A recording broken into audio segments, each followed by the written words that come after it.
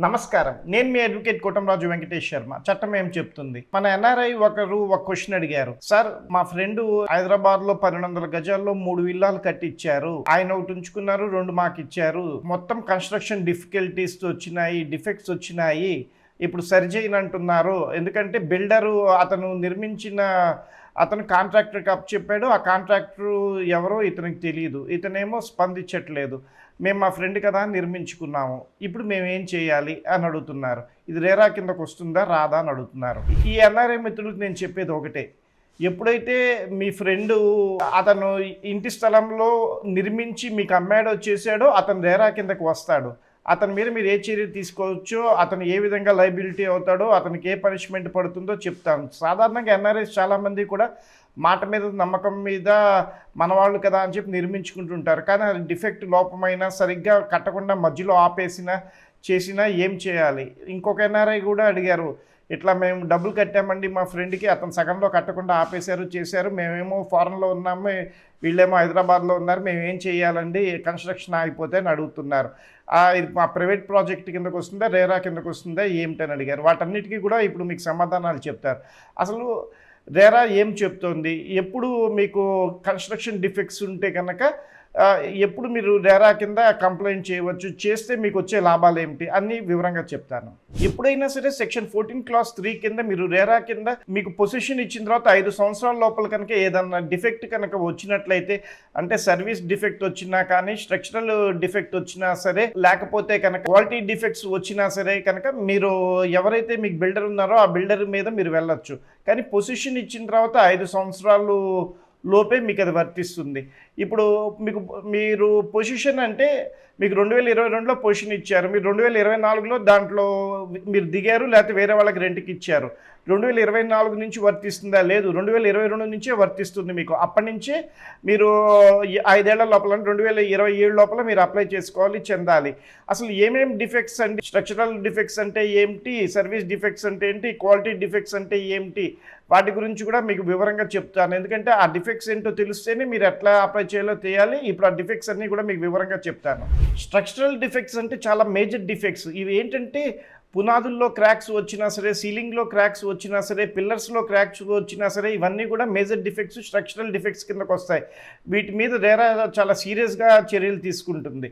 అదే quality defects అంటే అతను మీకు అగ్రిమెంట్లో రాసిచ్చిన మెటీరియల్ కన్నా నాసిరకం మెటీరియల్ వాడినా చేసినా, అతను చెప్పిన మెటీరియల్ కాకుండా హౌస్ ఫిట్టింగ్స్కి, కలర్స్కి అన్నిటికీ అతను వేరే ఫిట్టింగ్స్ వాడినా అదన్నీ కూడా క్వాలిటీ డిఫెక్ట్స్ కింద వస్తాయి. అదే సర్వీస్ డిఫెక్ట్స్ వచ్చేటప్పటికి మీకు పైప్ లైన్ లీకేజ్ కానివ్వండి, లేకపోతే సీపేజ్ ప్రాబ్లమ్స్ కానివ్వండి, ఇన్నర్ బాత్రూమ్ వాల్స్ క్రాక్స్ కానివ్వండి, లేకపోతే మేజర్ బయట బిల్డింగ్ ఎక్స్టీరియర్ క్రాక్స్ కానివ్వండి, అవన్నీ కూడా వస్తాయి. వాటి వివరాలన్నీ కూడా ఇప్పుడు వీడియోలో క్లియర్గా మీకు చెప్తాను. మీకు మైనర్ డిఫెక్ట్స్ లిస్ట్ ఇస్తున్నాను, ఎందుకంటే మీకు ఈజీగా అర్థం కావడానికి, చేయటానికి. ఎప్పుడు బిల్డర్ మీకు బాధ్యుడవుతాడు అనేది, ఈ డిఫెక్ట్స్ ఉంటే కనుక బాధ్యుడవుతాడు. ఆ డిఫెక్ట్స్ లిస్ట్ చూడండి. వాల్ ప్లాస్టర్ క్రాక్స్, గోడల మీద పగుళ్ళు, పెయింట్ పీలింగ్, రంగులు ఊడిపోవటము, పైకప్పు తడి అవ్వటము, బాత్రూమ్ లీకేజ్లు అవ్వటము, పైపుల నుండి నీరు కారడము, తలుపులు సరిగ్గా మూసుకోకపోవటము, కిటికీ ఫ్రేమ్లు లూజ్ అవ్వటము, టైల్స్ క్రాక్స్, టైల్స్ పగుళ్ళు రావటము, టైల్స్ కింద ఖాళీగా ఉండి శబ్దం రావటము, లేకపోతే టెర్రస్ నుంచి లీకేజ్ రావటము, ఇవన్నీ కూడా మైనర్ డిఫెక్ట్స్ కిందకు వస్తాయి. ఇంకా చాలా ఉన్నాయి. ఇవి కాకుండా మీకు ఏమన్నా వివరాలు కావాలన్నా, మీకు ఏమైనా డౌట్ ఉన్నా సరే కామెంట్ రూపంలో అడగండి, మేము దానికి స్పందిస్తాం. సరే, లోపం కనిపించింది. ఇప్పుడు లోపం కనిపించినప్పుడు ఏం చేయాలి, చెందాలి? లోపం కనిపించగానే రిజిస్టర్ పోస్ట్ ద్వారా కానీ, మెయిల్ ద్వారా కానీ మీ బిల్డర్కి మీరు కంప్లైంట్ చేయాలి. లేకపోతే రేరాలో ఉన్న కంప్లైంట్ చేయొచ్చు. 30 రోజుల లోపల బిల్డర్ వచ్చి తన సొంత ఖర్చులతో కనుక దాన్ని రిపేర్ చేసి ఇవ్వకపోయినట్లయితే కనుక మీరు రేరాలో కంప్లైంట్ చేయవచ్చు. మీరు లాయర్ని పెట్టుకున్న ఆ లాయర్ ఖర్చులు వస్తాయి, మీరు రిపేర్ ఖర్చులు వస్తాయి, మీరు రిపేర్ చేయించుకున్న ఆ డబ్బులు వస్తాయి, వేరే ఎటువంటి ఖర్చులు అయినా వస్తాయి. అంతేకాకుండా మీకు కాంపన్సేషన్ కూడా వస్తుంది ఇందులో. అతను ఆ కాంపన్సేషన్ కూడా మీకు ఇచ్చే బాధ్యత తీసుకుంటుంది. అతను ఏమీ పాటించకపోతే, మాకు ఇవ్వకపోతే, స్పందించకపోతే, ఒకవేళ అతను చనిపోయినట్లయితే ఏమిటి అని అడిగారనుకోండి, ఎవరైతే లీగల్ ఎయిడ్స్ ఉంటారో వాళ్ళు బాధ్యులు అవుతారు. వాళ్ళ మీదకి మనం వెళ్ళవచ్చు, చేయవచ్చు. లేరా మరి బిల్డరు ఎవరో మాకు తెలియదండి, ఎట్లాగ మేము తెలుసుకోవటం, చేయటం అంటే, మీ ప్రాజెక్ట్ ఎప్పుడైతే కడతారో చేస్తారో అది ఖచ్చితంగా రేరాలో రిజిస్టర్ అయి ఉంటుంది. మీ ప్రాజెక్టు ఫైల్ నేమ్ కొడితే కనుక రేరా బిల్డరు డీటెయిల్స్ అన్నీ వస్తాయి. దాని ప్రకారం మీరు చేయవచ్చు, చదవచ్చు. ఏదైనా మీరు పొజిషన్ తీసుకున్న 5 ఏళ్ల లోపే మీరు ఇది చేయడానికి సాధ్యమవుతుంది. ఆ తర్వాత అయితే మీకు ఇది సాధ్యమైతే కాదు. సహజంగా రేరా అంటే ఈ పెద్ద పెద్ద అపార్ట్మెంట్స్లో వాటిల్లో రెసిడెన్స్ వెల్ఫేర్ అసోసియేషన్ అనేది ఫామ్ అవుతుంది. అది రెసిడెన్స్ వెల్ఫేర్ అసోసియేషన్ ఫామ్ అయిన తర్వాత మొత్తం వాళ్ళకి అప్పగిస్తారు, చేస్తారు. అప్పగించేటప్పుడు చేసేటప్పుడు కూడా ఏదైతే ఔటర్ డాక్యుమెంట్స్ ఉంటాయి అంటే మెట్లు, స్టేర్స్, లిఫ్ట్లు, ఈ బాధ్యత అంతా కూడా వాళ్ళకి చెప్తారు, చేస్తారు, చెందుతారు. కానీ అది ఆర్డబ్ల్యూఏ ఫామ్ అవ్వకముందే కొంతమంది పొజిషన్ తీసుకున్నారనుకోండి. ఆ పొజిషన్ తీసుకున్నప్పటి నుంచే ఫామ్ అవుతుంది తప్ప 2 ఏళ్ల తర్వాత ఆర్డబ్ల్యూఏ ఫామ్ అయింది అని అప్పటి నుంచి అయితే కాదు. అట్లాగే ఆర్డబ్ల్యూఏ ముందే ఫామ్ అయిపోయింది, కానీ పొజిషన్ మాత్రం లేటుగా వచ్చింది. అప్పుడు కూడా పొజిషన్ ఎప్పుడైతే మొదలైందో అప్పటి నుంచి అమల్లోకి వస్తుంది. అట్లాగే రేరాలో కంప్లైంట్ ఇచ్చిన తర్వాత ఆ కాంపన్సేషన్ ఆర్డర్ కానివ్వండి, మీకు ఖర్చులు కానీ అవన్నీ ఇవ్వకపోయినా, అతను డిఫెక్ట్లు సరి చేయకపోయినా అతనికి ఏమవుతుంది, అతనికి కఠిన కారాగార శిక్ష పడుతుంది. అంతేకాకుండా 10% ప్రాజెక్ట్ వాల్యూలో ఫైన్ కూడా పడుతుంది. ఆ పెనాల్టీ, ఫైన్ అనేది గవర్నమెంట్కి వెళ్తాయి. అతను రిపీటెడ్గా ఇది చేస్తుంటే కనుక అతనికి రేరా రిజిస్ట్రేషనే క్యాన్సిల్ అవుతుంది. మీరు దీనివల్ల ఏదైతే మానసిక శోభ పొందుతారో, చేస్తారో వాటన్నిటికి కూడా అతను మీ బాధ్యుడు అవుతాడు, చేస్తాడు.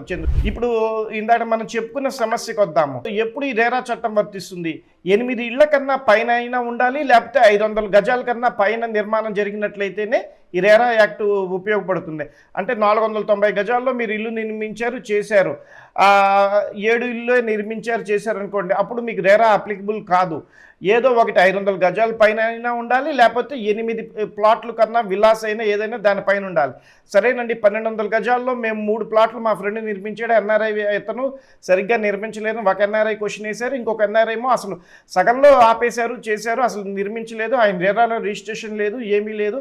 మరి మేము ఎట్లా చర్యలు తీసుకోవాలి? ఇది చాలా సీరియస్ ఆఫెన్సే ఇది. ఎందుకంటే రేరాలో రిజిస్ట్రేషన్ చేయకుండా ఆయన 1200 గజాల్లో ఇల్లు నిర్మించి మీరు ఫ్రెండ్స్ అయినా చుట్టాలైనా వాళ్ళకి ఇవ్వటం, చేయటం అనేది చట్టరీత్యా నేరం. కాబట్టి అతనికి మీరు నోటీస్ ఇష్యూ చేసి చెంది మీరు కనుక అతను రెస్పాండ్ అవ్వకపోతే సుమోటోగా మీరు రేరాకి వెళ్ళచ్చు. సుమోటోగా రేరా కూడా తీసుకుంటుంది, చేస్తుంది. రేరా ఎప్పుడైతే దాన్ని సుమోటోగా స్వీకరిస్తుందో అతనికి లైబిలిటీ కూడా అవుతారు. రేరా చట్టాన్ని ఉల్లంఘన చేశారు, అతను రిజిస్ట్రేషన్ చేయకుండానే మీకు 1000 గజాల్లో 3 కట్టివ్వటం చేయటం కూడా చాలా తప్పు. వాటన్నిటికి కూడా అతనికి పనిష్మెంట్లు పడితే చేస్తాయి. కాబట్టి మిత్రులారా, ఎన్ఆర్ఐ మిత్రులారా, మీరు ఎవరైనా మీ చుట్టాలు ఫ్రెండ్సే కదా అని చెప్పి ఇట్లా ఇల్లు సగంలో నిర్మించడం ఆపేయటం కానీ, లేకపోతే సరే లోపభూయిష్టంగా నిర్మించి ఇచ్చినా సరే మీరందరూ జాగ్రత్త పడండి. మీరందరూ కూడా రేరా ప్రకారం తప్పు చేసిన వాళ్ళు అవుతారు. అట్లాగే ఎన్ఆర్ఐ మిత్రులు ఎవరన్నా వేరే వాళ్ళ దగ్గర కొనుక్కున్నప్పుడు, చేసినప్పుడు కూడా ఆ బిల్డర్ అంటే మీ ల్యాండ్లో వేరే బిల్డర్కి ఇచ్చారు, చేశారు, ఇప్పుడు అతను లైబిలిటీ అవుతాడు, ఎందుకంటే మీరు కట్టలేరు కాబట్టి. కానీ మీరు కాంట్రాక్టర్కి ఇచ్చి కట్టించినప్పుడు, చేసినప్పుడు మీ మిత్రుల కోసం కాంట్రాక్టర్ లైబుల్ అవ్వడు. మీ మిత్రులకి, చుట్టాలకి మీరు లైబుల్ అవుతారు, ఎందుకంటే ల్యాండ్ ఓనర్ మీరు కాబట్టి చట్టంలో ఉన్న సూక్ష్మ లోపాలని, సూక్ష్మంగా ఉన్న చట్టాలు మీరు గమనించాలి, చెయ్యాలి. ఇంకా మీకు ఏమైనా డౌట్లు ఉన్నట్టయితే, ఇట్లాంటి ఇబ్బందులు ఇంకెవరన్నా పడుతున్నట్లయితే మా చట్టం ఏం చెప్తున్న ఛానల్ సంప్రదించినట్లయితే కనుక మీకు తగు విధంగా సహాయం చేయలను. అలాగే ఎన్ఆర్ఐస్ అక్కడ ఉన్న వాళ్ళు కూడా ఇక్కడ కంప్లైంట్లు పెట్టచ్చు, అక్కడ మెయిల్ ద్వారా మీరు కంప్లైంట్ పెట్టచ్చు. మీ తరఫున ఎవరన్నా కావాలంటే మేము హెల్ప్ కావాలంటే కనుక హెల్ప్ చేసి ఇక్కడ మీ తరఫున రిప్రజెంట్ చేస్తాం. ఇట్లాంటి సమస్యలు ఏదైనా ఉన్నట్లయితే కనుక సంప్రదించండి. చట్టం ఏం చెప్తున్న ఛానల్ ఎప్పుడు మీకు సహాయం చేయడానికి ముందుగా ఉంటుంది. మీ కోటంరాజు వెంకటేష్ శర్మ. జై హింద్.